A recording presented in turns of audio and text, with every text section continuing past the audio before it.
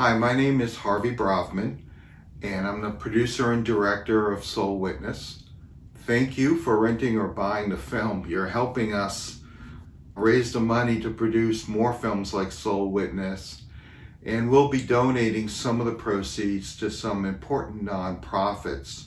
I thought it might be helpful if I shared some of the background information on how the film came to be. I hope you'll bear with me because it's April 2020, so I'm recording this in my home on my phone, and I'm also a little bit nervous.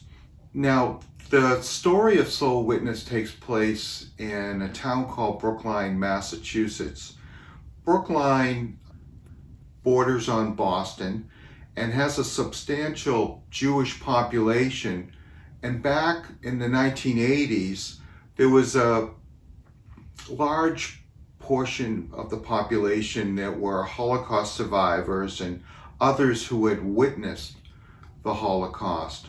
Now, I'm going to say some names and organizations to you, and I don't expect you to remember them, but these people and these organizations are very important to me, so for myself, I need to say them out loud. I guess every story needs a hero, right? In this particular story, there were two heroes. One of them was Leon Satenstein. Now, Leon is a 27-year-old U.S. intelligence officer for the Army, witnessed the liberation of Dachau. And Regina Barshak was a Holocaust survivor from France. The town of Brookline in the 1980s formed a Holocaust Memorial Committee. The town wanted to find a way to commemorate the Holocaust, to, I guess, recognize the people in their community who were survivors. Leon and Regina were the chair people for this committee, and they hatched this idea that the best way to recognize survivors in their community was to create a living memorial. And this memorial would consist of Holocaust testimonies. They would listen and record the testimonies on video so that they would last forever, I guess. I think it's important to note that even though World War II ended in 1945, 4 decades later, in the 1980s, most survivors had still not told their stories. So this was going to be a monumental listening project. Leon and Regina had a lot of help from Steve Bressler, who was an employee from the town of Brookline. And this group got a lot of help from Facing History and Ourselves and the Fortunoff Video Archives for Holocaust Testimony. Leon, Regina, and Steve also recruited Lawrence Langer, who now is considered by many the world's foremost authority on Holocaust testimony, to supervise the project and also conduct 85% of the interviews. Over the course of 6 years, this group interviewed 36 Holocaust survivors and 3 witnesses. The interviews, the shortest was 45 minutes and the longest was 7 hours, and in total more than 80 hours of testimony was recorded.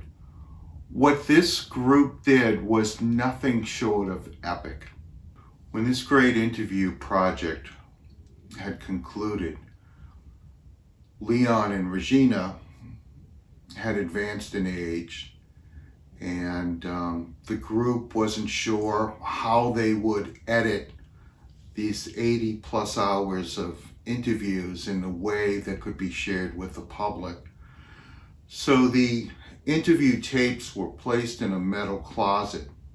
Now I'm going to advance the story 20 years, and my good friend Dr. Lloyd Gillenow, who is presently the Chief Diversity Officer for the town of Brookline, upon starting his new position, found a big metal closet in his office, and he soon discovered that the contents of the closet were tapes that represented the interviews of Holocaust survivors.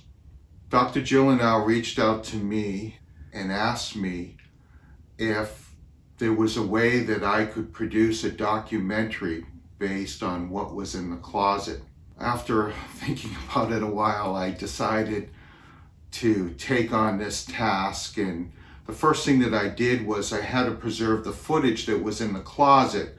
Now, when they were doing this project, most of the interview tapes were sent to Yale University to the Fortunoff Video Archives for Holocaust testimony. And some of the tapes had never gotten that far. The first thing I needed to do was to preserve the footage. These tapes had been sitting in the closet for over 20 years. I needed to digitize them so that you could see them. Then I spent the next 7 months, 12 to 14 hours a day really, just trying to live inside of the testimonies so that I could produce something that was worthy of the people that were sharing their stories. After spending 7 months doing this, I got my production team together, led by the great Rob Kerwin, who is a documentary editor, and I produced and directed the film that you're about to see. Regretfully, Leon and Regina passed away just before I even started the project, but this film is dedicated to them. And I guess the only other thing I could share about it is that my team and I, we summoned every last bit of humanity we could find within ourselves to produce something worthy of Leon and Seth and Regina and Lawrence Langer and Stephen Bressler and Fortunoff Video Archives and Facing History. I think that 65 minutes from now, you're going to be glad that you spent some time with the people that you're about to meet. This is Soul Witness.